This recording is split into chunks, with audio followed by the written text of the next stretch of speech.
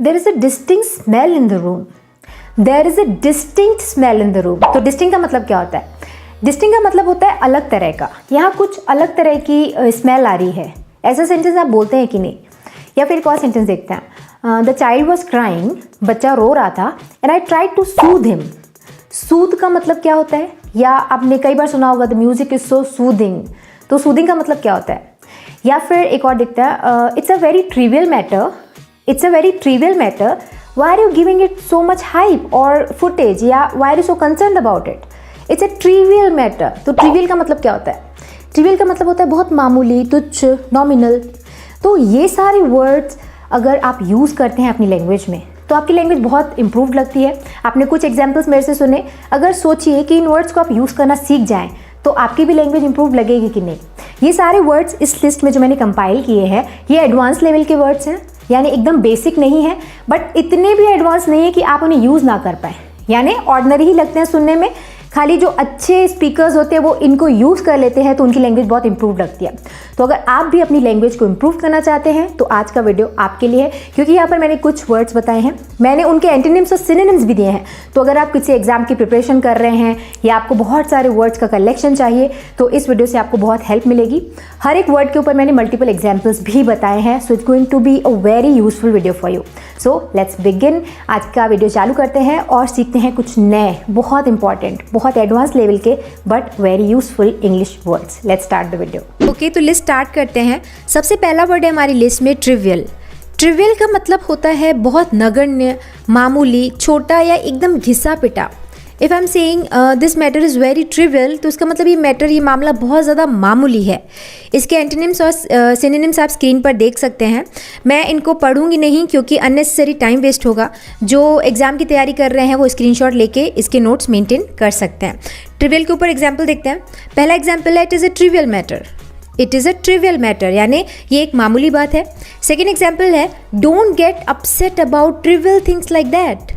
Don't get upset about trivial things like that यानी इस तरह की छोटी छोटी बातों में परेशान मत हो।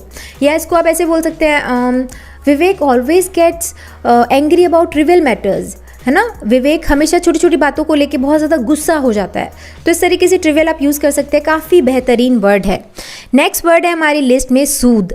सूद के स्पेलिंग में आप देख सकते हैं टीएच के बाद ई लगा हुआ है, तो इससे आप ए की मात्रा नहीं पढ़ेंगे, इसे आप सूदे नहीं पढ़ेंगे, इट्स सूद। ओके, इसका प्रोनाउंसिएशन सूद होता है। इसका मतलब होता है शांत करना, पीड़ा कम करना या हल्का करना। इसके एंटोनिम्स और सिनोनिम्स स्क्रीन पर हैं, आप स्क्रीनशॉट ले लीजिए। एग्जाम्पल देखते हैं सूद के ऊपर। I tried to soothe the child.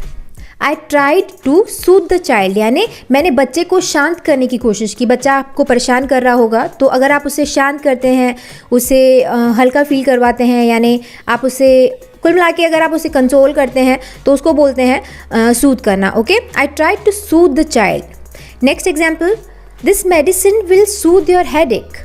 This medicine will soothe your headache यानी ये जो दवाई है वो आपके सिर दर्द को शांत करेगी या आपकी पीड़ा को कम करेगी। This music is very soothing यानी ये जो म्यूज़िक है वो बहुत ज़्यादा शांत कर देता है आपके मन को, बहुत ज़्यादा सूदिंग है ना, आपको हल्का महसूस करवाता है। नेक्स्ट वर्ड है हमारी लिस्ट में सिग्निफिकेंट। सिग्निफिकेंट का मतलब होता है महत्वपूर्ण, सार्थक या फिर अर्थपूर्ण। बहुत ज़्यादा महत्वपूर्ण चीज़ को हम सिग्निफिकेंट बोलते हैं। एंटोनिम्स और सिनोनिम्स स्क्रीन पर हैं। एग्जाम्पल देखते हैं इसके ऊपर। Today is a significant day for me. Today is a significant day for me यानी आज का जो दिन है वो मेरे लिए बहुत ज़्यादा सिग्निफिकेंट है, मतलब महत्वपूर्ण है। Next example, do you think that's significant. Do you think that's significant यानी क्या आपको लगता है कि ये महत्वपूर्ण है, ये सिग्निफिकेंट है, या इसका मेरे लिए कोई सिग्निफिकेंस नहीं है, यानी इसके लिए मेरे लिए कोई इसका महत्व नहीं है। तो सिग्निफिकेंट भी एक बहुत ज़्यादा यूजफुल वर्ड है। नेक्स्ट वर्ड है हमारी लिस्ट में कॉन्क्रीट। कॉन्क्रीट का मतलब होता है ठोस, यथार्थपूर्ण या किसी चीज़ को ठोस रूप देना।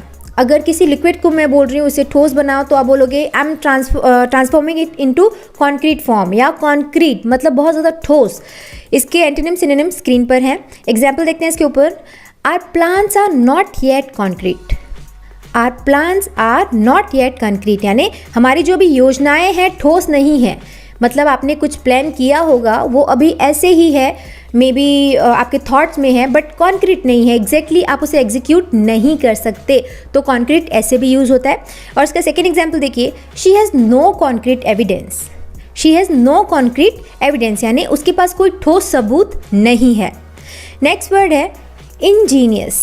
इंजीनियस का मतलब होता है शानदार, प्रतिभावान, चालाक या फिर कुशल। कोई अगर आपको आइडिया बहुत शानदार लगता है तो आप बोलोगे it's an Angénieux idea.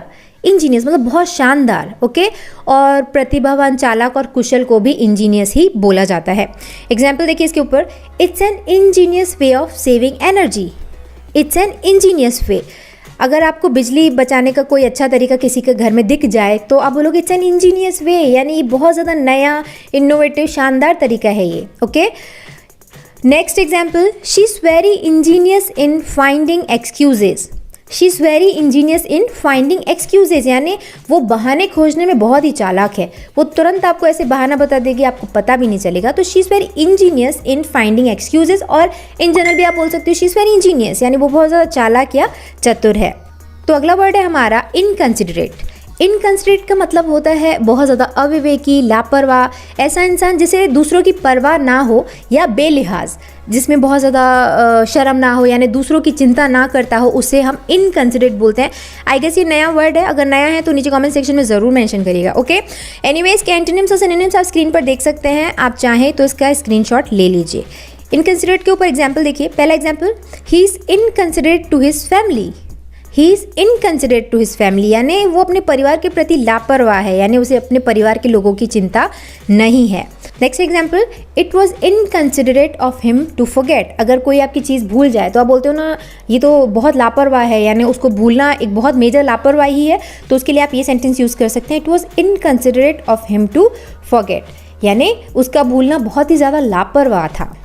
Next word है हमारी लिस्ट में एम्बिगियस। एम्बिगियस भी एक अच्छा वर्ड है, इसका मतलब होता है अस्पष्ट या फिर अनिकार्थी। अगर आप किसी से एक क्वेश्चन पूछें और अगर आपको कोई ऐसा आंसर दे जो आपको समझ ना आए, जिसके एक से ज़्यादा मतलब निकलते हों, तो उसको आप बोलोगे उसने मुझे बहुत एम्बिगियस आंसर दिया, यानी उसका जो आंसर था वो स्पष्ट नहीं था, ठीक है। अब देखते हैं एग्जाम्पल। पहला एग्जाम्पल है इसके ऊपर, he gave me an ambiguous answer. He gave me an ambiguous answer यानी उसने मुझे एक अस्पष्ट जवाब दिया। Next example, it's an ambiguous statement. It's an ambiguous statement यानी अगर कुछ देश में घटना हो जाए, ओके, और किसी भी पॉलिटिशियन को उसके ऊपर स्टेटमेंट देना हो, तो अगर वो किसी चीज़ की रिस्पॉन्सिबिलिटी नहीं देना चाहता तो वो एक ऐसा आंसर देता है जो बहुत ज़्यादा डिप्लोमेटिक होता है, अस्पष्ट होता है ना, एकदम क्लियर आंसर नहीं होता, तो उसको हम बोलेंगे इट्स एन एम्बिगियस स्टेटमेंट यानी ये एक अस्पष्ट बयान है। नेक्स्ट वर्ड है हमारी लिस्ट में फैसिनेटिंग। फैसिनेटिंग का मतलब होता है मनोहर, आकर्षक, मोहिनी या फिर लुभावना। अगर कोई चीज़ आपको बहुत ज़्यादा अच्छी लगे, बहुत ज़्यादा अट्रैक्ट करे, लुभावनी लगे, तो उसको बोलते हैं इट्स फैसिनेटिंग, ओके। एग्जाम्पल, पहला एग्जाम्पल है, that sounds absolutely fascinating. That sounds absolutely fascinating यानी ये बहुत आकर्षक सुनाई देता है, it's absolutely fascinating. Next example, your ideas are fascinating to me. Your ideas are fascinating to me यानी आपके जो विचार हैं वो मेरे लिए बहुत ज़्यादा आकर्षक हैं, यानी मुझे आपके विचार बहुत अच्छे लग रहे हैं, ठीक है। नेक्स्ट वर्ड है हमारी लिस्ट में डिस्टिंक्ट। डिस्टिंक्ट का मतलब होता है अलग, विशिष्ट या फिर भिन्न, जो एकदम डिफरेंट हो उसे हम बोलते हैं डिस्टिंक्ट, ठीक है। इट्स डिस्टिंक्ट इन नेचर यानी नेचर में अलग है। एग्जाम्पल देखिए और कुछ इसके ऊपर, the two concepts are quite distinct. The two concepts are quite distinct यानी ये दोनों अवधारणाएं काफ़ी अलग हैं, आपस में मेल नहीं खाती, दोनों अलग हैं, they are distinct. Next example, his pronunciation is quite distinct. His pronunciation is quite distinct. आपने अलग अलग स्टेट के लोगों को बोलते हुए सुना होगा, कई बार लोगों का प्रोनाउंसिएशन जो होता है, उच्चारण होता है, वो बहुत अलग होता है, तो हम बोलते हैं ना उसका उच्चारण या चीज़ों को लेकर जो प्रोनाउंसिएशन है वो बहुत अलग है, तो उसके लिए आप ऐसे सेंटेंस यूज़ करेंगे, उनका उच्चारण काफ़ी अलग है, his pronunciation is quite distinct. Next word है हमारी लिस्ट में एबॉलिश।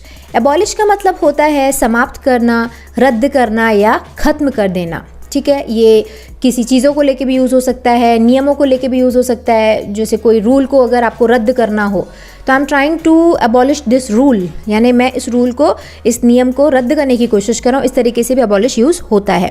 एग्जाम्पल देख लेते हैं कुछ और इसके ऊपर। पहला example, the government is planning to abolish subsidies to farmers.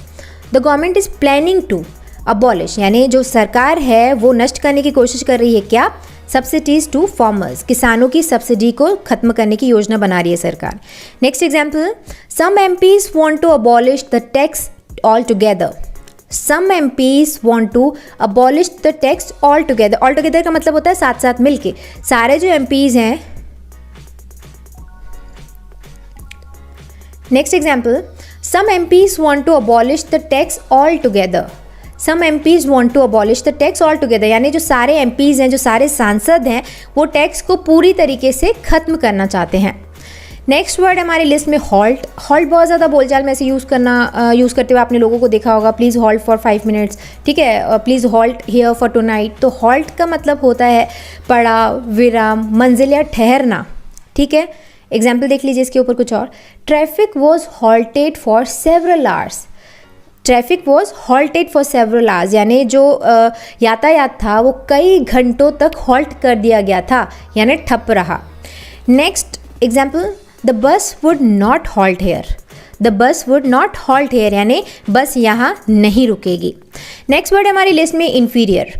Inferior का मतलब होता है नीच, हीन, घटिया या न्यून।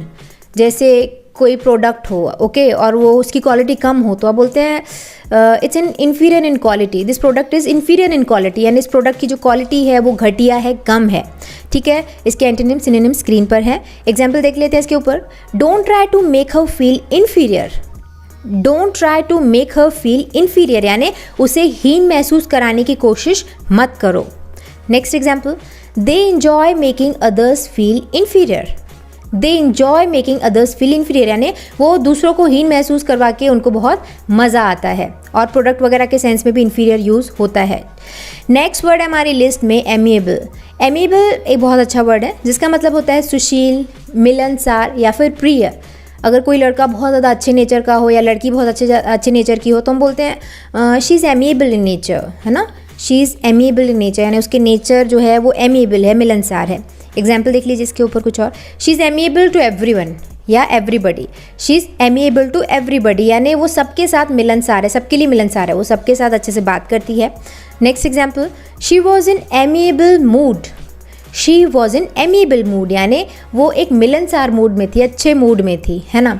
नेक्स्ट वर्ड हमारी लिस्ट में हॉस्टाइल। हॉस्टाइल का मतलब होता है लड़ाका, विरोधी, शत्रुतापूर्ण या शत्रु। ये सारे मतलब होते हैं हॉस्टाइल के। एंटोनिम्स और सिनोनिम्स स्क्रीन पर हैं, आप स्क्रीनशॉट ले लीजिए। इसके ऊपर एग्जाम्पल देखते हैं। पहला example, I have no idea why is he hostile to me. I have no idea why he is hostile to me, यानी मुझे नहीं पता कि वो मुझसे दुश्मनी क्यों रखता है। Why is he hostile to me. Next example, the boy feels hostile towards his father. The boy feel hostile towards his father, यानी जो लड़का है वो अपने पिता के प्रति शत्रुतापूर्ण महसूस करता है, अपने पापा को लेके he feels hostile. Next word discrete. Discrete भी एक बहुत अच्छा वर्ड है जिसका मतलब होता है समझदार, बुद्धिमान, विवेकी या फिर सतर्क। जिसके पास तर्क हो, कुछ भी यहाँ वहाँ की बातें जो ना करता हो, तो उसको बोलते हैं ही हैज़ डिस्क्रीट थॉट्स, यानी उसकी जो सोच है वो बहुत समझदार है। एग्जाम्पल देखिए इसके ऊपर, he is very discrete in giving his opinions. He is very discrete in giving his opinions, यानी वो अपनी राय देने में बहुत ज़्यादा बुद्धिमान है, उसकी राय ऐसे ही नहीं होती, you can not take it for granted. उसकी जो ओपिनियंस होती हैं वो डिस्क्रीट होती हैं। Next example, he made very discreet inquiries about the firm. He made very discreet inquiries about the firm, यानी उन्होंने फर्म के बारे में बहुत ज़्यादा सावधानीपूर्ण या एकदम दिमाग से, समझदारी से पूछताछ की, ठीक है। नेक्स्ट वर्ड हमारी लिस्ट में agitate.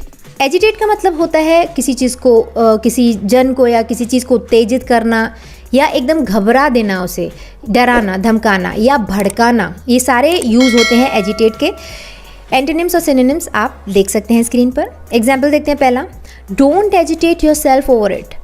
Don't agitate your self over it, यानी कोई चीज़, कोई मैटर आपने सुना, उसको लेकर अगर आप बहुत ज़्यादा उत्तेजित हो जाते हैं तो उस सेंस में ये सेंटेंस यूज़ हुआ है, don't agitate your self over it, यानी इस पर अपने आप को इतना ज़्यादा उत्तेजित मत करो।